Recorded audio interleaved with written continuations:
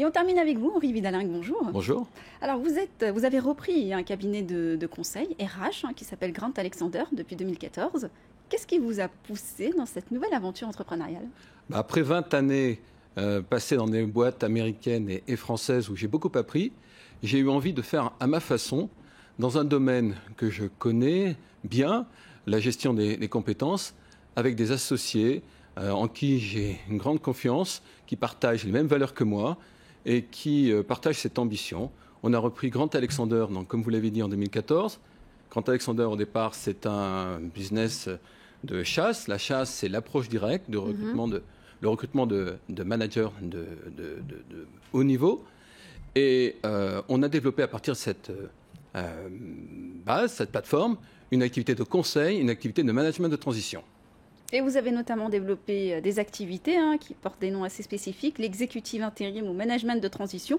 On en entend beaucoup parler ces derniers temps. C'est quoi précisément ? Oui, on a développé des activités au service de nos clients dans le domaine de la gestion des compétences. Nous sommes des spécialistes de la gestion des compétences. Alors, les compétences sont dans l'entreprise et à ce moment-là, on aide nos clients à les développer, ou elles ne sont pas dans l'entreprise et à ce moment-là, on va aller les chercher à l'extérieur de l'entreprise, soit sur des contrats en CDI, et là, on est sur de l'approche directe, cette fameuse chasse, soit pour des missions de 3, 6 ou 9 mois dans le cadre de management de transition. Et c'est vrai que le management de transition, elle vend en poupe. Le management de transition, elle vend en poupe parce qu'il correspond à un phénomène de société. D'abord, il répond à une demande des candidats qui ont un rapport au travail un peu différent. Ce sont des gens qui souhaitent alterner les phases de travail et les phases à consacrer à des projets personnels. Et puis enfin, le management de transition répond à la demande des entreprises qui ont des besoins de transformation et qui, pour porter ces transformations, doivent mener des projets.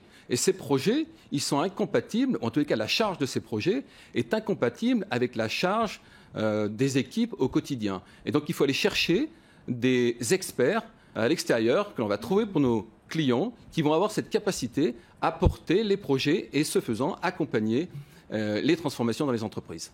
Et vous avez fait des profils managers votre spécialité. Aujourd'hui, comment vous arrivez à vous distancer dans ce segment très particulier ? La différenciation, elle vient de notre capacité à créer, d'une part, des équipes de sourcing qui sont des équipes spécialisées, de grands professionnels de l'approche directe. C'est un vrai métier, l'approche directe.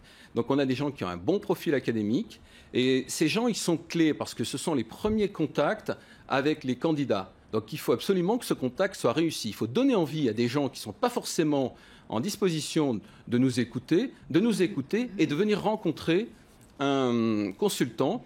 Et c'est le deuxième axe de différenciation chez nous, c'est la spécialisation de nos consultants qui sont spécialisés par secteur économique et également ou par métier, quand ces métiers sont un peu plus techniques, tels que peuvent l'être les métiers de la finance, de l'IT ou du digital. Enfin, troisième axe de différenciation, la capacité à évaluer les candidats sur 3 dimensions. Le savoir-faire, qui est facilité par le fait qu'on connaît les métiers, on est spécialisé. Le savoir-être, c'est la dimension comportementale. Et donc, la bonne connaissance de la culture client que nous avons va nous aider à aller chercher chez nos candidats les dimensions de personnalité qui vont matcher avec la culture du client.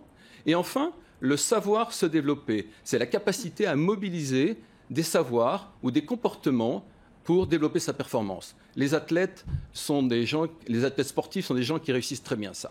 Justement, vous m'aviez parlé de l'athlete thinking précisément. C'est quoi au juste ?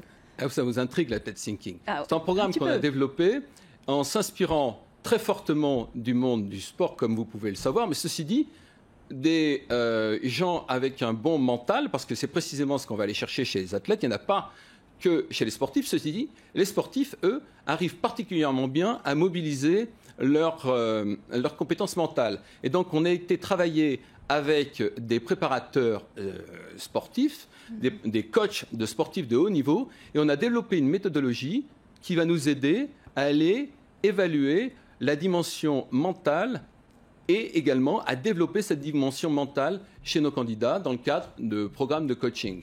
Le mindset. Le mindset, absolument. Merci infiniment pour votre intervention. Je rappelle votre entreprise, Grant Alexander. Merci à vous de nous avoir suivis. On se retrouve bientôt pour un prochain numéro PME Story. PME Stories sur BFM Business.